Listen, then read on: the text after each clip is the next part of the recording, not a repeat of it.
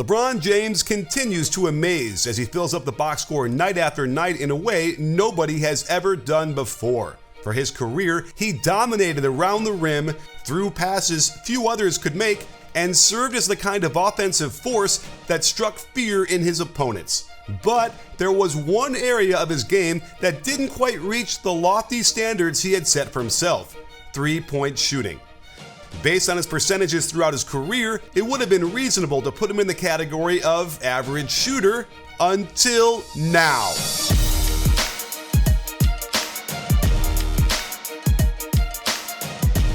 On the left, it's a shot in transition from last year, and on the right from this year. I synced them to the left foot plant since each catch was different, and there's a very discernible difference in the speed of the dip, notably on the way up after the right foot plants. As a result, the release is a lot faster. His load position is also different, less knee bend to start, as I'm sure he believed in the myth that the legs are the source of the power for the jump shot. In fact, the power comes from the proper synchronization of the arm swing up with the knee straightening into the jump. As a result, he's more upright to begin the jump and the ball moves better through the arm swing up and out into the release. Let's look at his arc. You can see that he's lowered his arc several degrees this season, which has given him a lot more control over the ball flight and, based on a lot of shooting data, has gotten him closer to that ideal 45-degree arc that gives the ball the best chance to go in.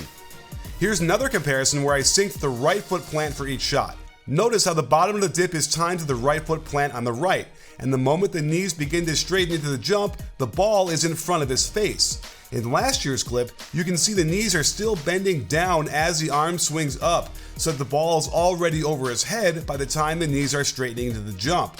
This throws off the timing of the release in relation to the feet leaving the floor, and explains why he struggled so much last year.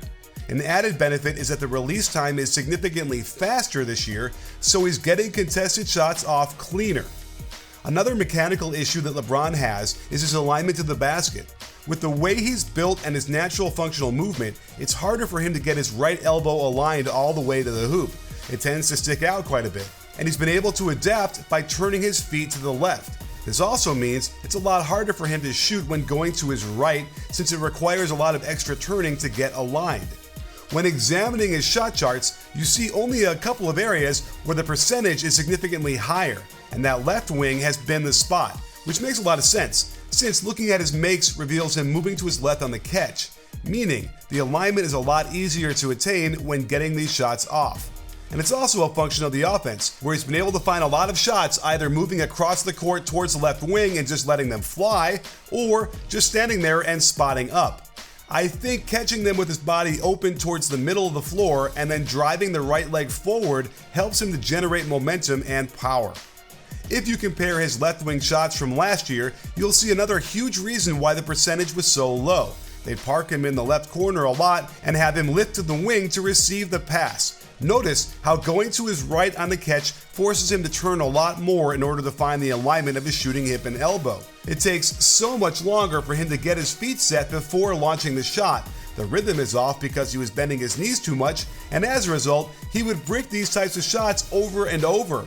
Thankfully, you won't see him getting this action very much this year, and I think cutting this type of shot down is a big reason why his percentage has gone up so dramatically.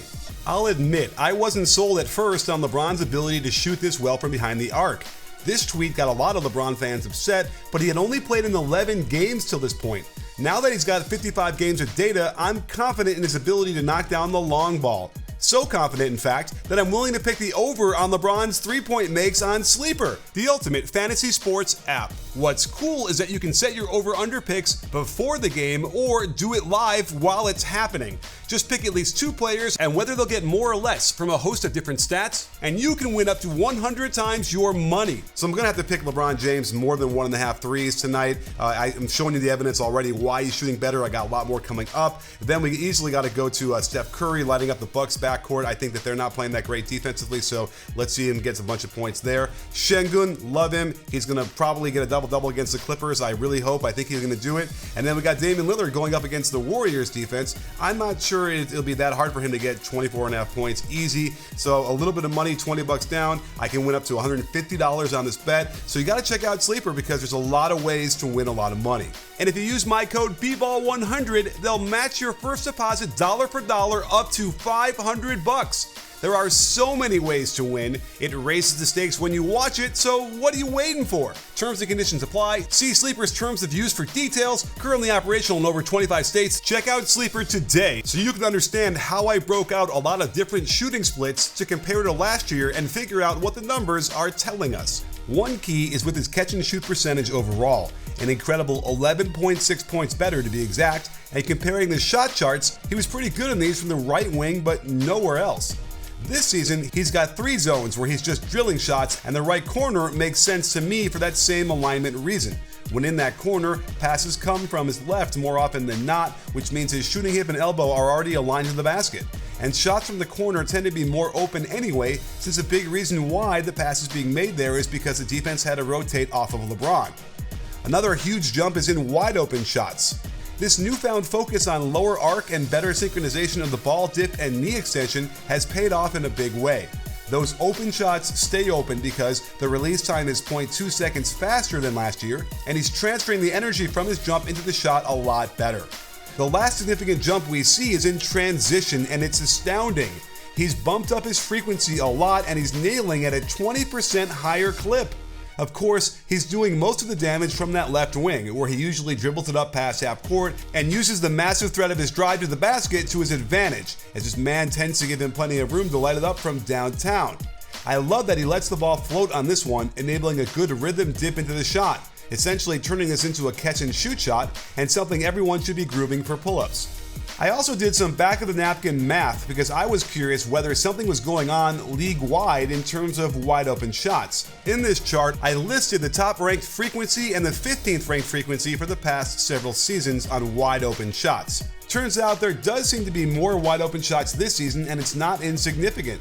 That said, LeBron is taking less wide-open shots this year, but has cut down on his threes overall, which undoubtedly helps his percentage by potentially eliminating 1.5 extra tough shots each game. But it might explain why 2 perennially three-point challenge players are lighting it up from downtown in small sample sizes. Both Jimmy Butler and Draymond Green are destroying their previous career highs in percentage.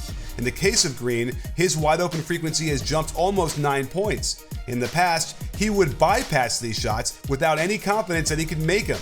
But Curry's gravity is so strong, and the defense's respect for Green's shooting so weak, that he can lick his thumb and check the wind, he's so wide open. And this year, he's bending his knees a lot less, which is improving his posture and energy flow into the ball. This was an easy fix that could have been done years ago, but better late than never. With Butler, he's cut down on both his catch and shoot and pull-up frequency, and yet both of these percentages are way up. With his pull-up threes, it's that same left wing and right corner we saw from LeBron's profile, but I gotta tell you, there isn't a lot of pattern I can detect with these shots. He's got a very distinct two-motion shot where the ball will pause over his eyebrow before being released, and typically, guys who shoot this way lack consistency. So I'd expect Butler's percentages to gradually drift back down unless he can continue to generate completely wide open shots. So there you have it, sports fans. Normally, you can expect a player to improve their three-point percentages as they get older and towards the back end of their career.